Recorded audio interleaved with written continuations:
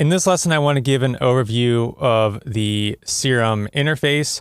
So when you open up Serum, this is what it looks like. If you go up to this left-hand corner and click on Serum, you see that you have some different size options and also some different skins. So, well, there's no different skins on this one, just as default because I haven't downloaded any skins. The skin just changes like the color and some of the way of how this VST looks. So you can kind of go on like Reddit or buy some skins and change how this looks. But I've always just had it on the defaults. Haven't really had a need to buy any skins. And you can change the size. So I could do 75% and it will make it smaller. I can set this to the defaults. I like just having it at 100%. You can also go down to this right-hand lower corner and drag it, and this will also scale it. And then if you just want to reset it, then you can just click there and set it back to the default. So this is the oscillator section. So you've got the oscillators, oscillator A, oscillator B, sub, and noise. So there's two main oscillators, and then you have the sub and the noise oscillator. That's 4 oscillators in total on Serum. Oscillator A and oscillator B, they give you the most control and the most options. So you can think of it mainly as having 2 main oscillators, but you can get creative with the sub and the noise oscillators. On this lower section, you have your modulation parameters like the mod wheels, your macro knobs, which you can assign to different parameters to control a variety of different parameters at the same time. These are your envelopes, your LFOs, your velocity, and your note curves. And then down here, you've got your pitch bend wheel. You can change the values of your pitch bends. So if I want to take this all the way up and take it to plus 2 semitones, or I could take it to 24, I think that's the max. Usually it's just at 2, that's the default. And then you've got your mod wheel. So you can, this is your mod wheel modulation. I could assign this to some parameter, random parameter, and we can get into this more later, but I can assign it to like a random parameter and then use this mod wheel to control that parameter. And then you've got a little keyboard down here. If I can click on any of these notes. And also if I just play it on my keyboard, you can see the note. There's a visual representation of the note that I'm playing. And then over here, there is a portamento knob. This is like your glide. So when you play a note and then another note and the notes overlap, then you'll hear this gliding sound in between them, like a pitch glide. And if I increase that, it'll be more noticeable. So that is what the portamento does. Then you have this always button. And so usually when you have this portamento glide happening, it's when 2 notes overlap. So if I play one note and overlap the second note, you'll hear that gliding sound. If I have it on always, if I play one note and then another note, you can hear I didn't overlap those notes, but you still have that gliding up into that note sound because I have always turned on. You then have this little curve box where you can adjust the curve of the portamento. So if I increase this curve, then that is going to make it convex, and it's going to quickly, if I play one note and then a second note, it's going to quickly jump up in pitch and then slow down as it gets closer to that second note. And then the inverse is true if I make it concave. So it will slowly bend and then quickly increase into the pitch of that second note as it gets closer. So let's go ahead and put that back to the default. And then you have your voicing options. If you turn this on, then it only allows you to play one note at a time. So if this is off, I can play multiple notes. Let's take off that portamento. If I turn this on, I can only play one note at a time, even if I press multiple notes on my keyboard. And this is useful to just control your CPU if you are doing something like a lead sound or a bass sound where you don't need multiple voices of unison. This also helps prevent notes from overlapping. If you're playing like a lead or a bass, you don't really want those notes to overlap. So a lot of times when I am making basses or lead sounds, I will turn on this mono to prevent me accidentally overlapping notes when I don't want them to overlap. When this is turned on, it grays out the polyphony little indication because you're not playing multiple notes of a polyphony together. If I turn this legato on, then this prevents the envelope from re-triggering if I have two notes overlapping. So if I play one note, and let's go and just for example, we'll get into more of this envelopes section, but if I slow down this attack and play one note, you can hear it slowly increases. So envelope 1 is going to be your amp envelope, so that controls your gain essentially of your note or like the level. So if I play one note and then a second note, you can hear that that attack on both of those notes is slowly increasing. But if I play one note and then play the second note while holding that first note, you can hear that that envelope wasn't re-triggered. So at that point, the level is all the way up and it's just going to play that second note where the level is already all the way up. And what's cool also, and this is why I also like Serum a lot, is because of how visual it is. And this is something I didn't really see with previous synths. And this is why I feel like Serum is a great synth for beginners, is that it's very visual. So you can see as I play this note, you can see this little dot that follows along this envelope, and that shows you the level of the note. And you can also hear that note or that little dot. You can hear that dot where it is in this envelope. And I think it's like a really cool feature of Serum, is that it has these like little dots and indicators as you're modulating parameters or adjusting like the envelopes and LFOs.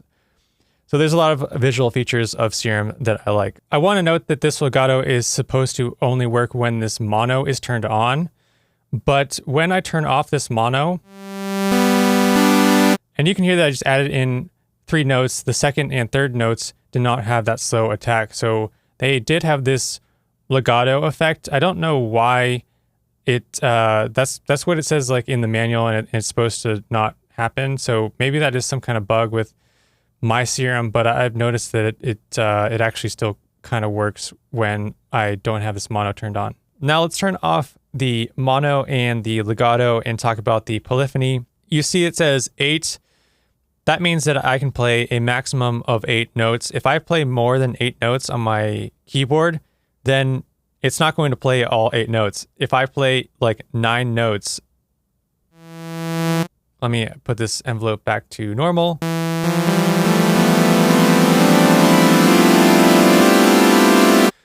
I was adding in notes I was just playing a bunch of notes, like random notes, but I was playing 8 notes and then I played 9 notes. And as I played the 9th note, it will turn off one of those other notes that I was playing initially.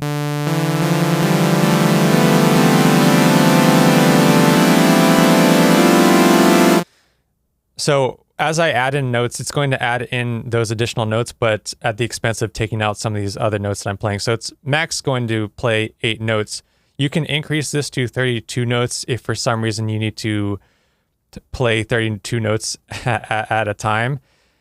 This is a way that you can control your CPU usage. A lot of people say that Serum is CPU intensive, and this is just one of those ways that you can control and monitor your CPU. And you have this 0 out of 8 as well indication telling you how many voices you are using, or how many notes and of unison and polyphony you're using. So this is also a way that you can monitor your CPU usage. If you just leave it at 8, this is usually good for most uses, most things you're playing, unless you're composing using a lot of notes and stuff. So if I play one note, you'll see it says 1 out of 8 there. If I increase, let's say I go to my oscillator A, increase this unison to 16, it's going to go 16 times 8, so 128. And if I play one note, then I'm using 16 voices. If I play 2 notes, it's going to say 32. If I add on this oscillator B, increase this to unison and play one note, it'll say 32. If I add on the sub, it'll say 33. If I add on the noise, it'll say 34.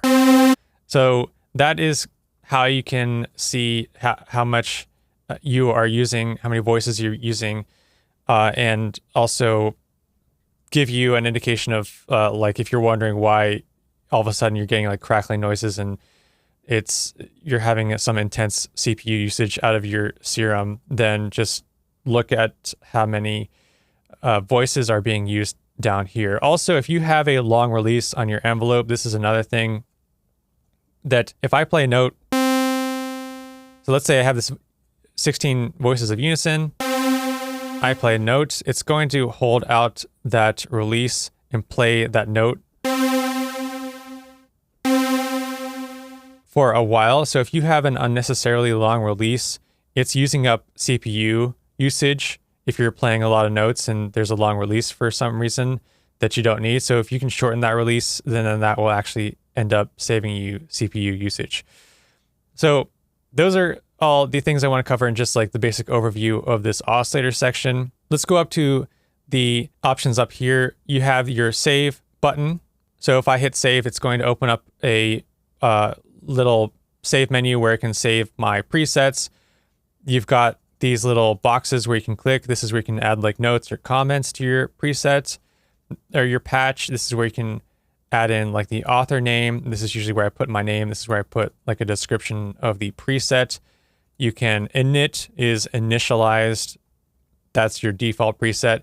You click this drop down, it has your presets that come with Serum, and then usually the ones that you create your own will be saved into user. And then you can click through them, click these arrows. That's how you change and scroll through the presets. You have this menu where it lists all of the presets you ever loaded into Serum, and it saves like the location of them, and also it tells you the category, and you can go through the filters here and filter out different presets that you have or have created in this option menu. And then you've got some other things where you can reveal the preset if you don't know where it is.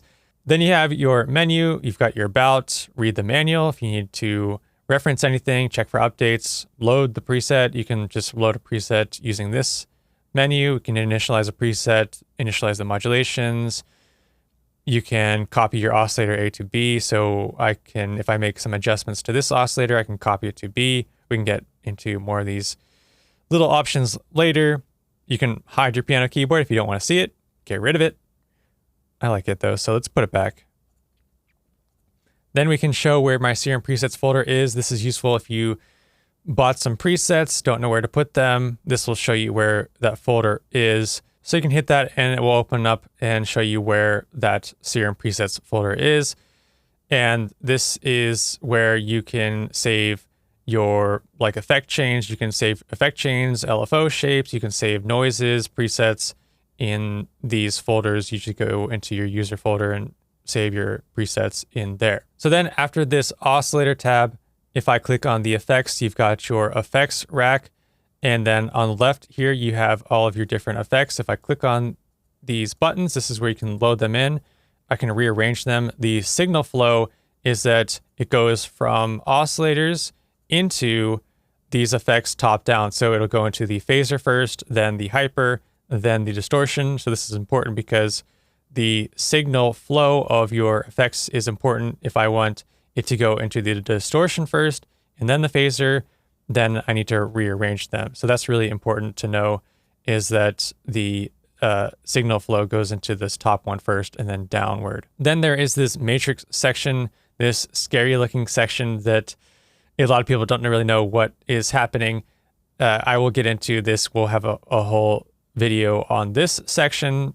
This is where it shows your modulations, like your envelopes, LFOs. It just lists them out in this grid-like form, so you can make some adjustments in here to your modulations. Then there is this global section. This is where it tells you the version. If you're not sure what version you have, you can always just check in this global section. This was the date it was last updated. This version came out. And I will get into more of these options in another video. And so that is a basic overview of Serum. We're going to dive deeper into more of the features now. So I will see you in the next lesson.